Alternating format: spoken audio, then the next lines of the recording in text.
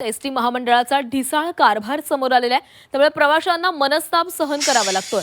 कुंभार्ली घाटामध्ये मध्यरात्री एसटी नादुरुस्त झाली।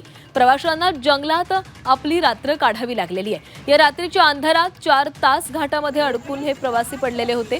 प्रवासादरम्यान एसटी बंद पडण्याच्या घटना तशा नव्या उरलेल्या नाहीयेत। यामुळे प्रवाशांना नाहक मनस्ताप सहन करावा लागतोय।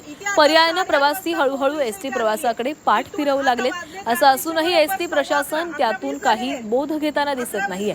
रत्नागिरीत तर याचा कहरच पाहायला मिळालेला आहे। कुंभार्ली घाटात मध्यरात्री एसटी बंद पडली आणि प्रवासी अडकून पडले। परत तातडीने दुसरी एसटी न आल्यानं प्रवासी तब्बल 4 तास अडकून पडले होते।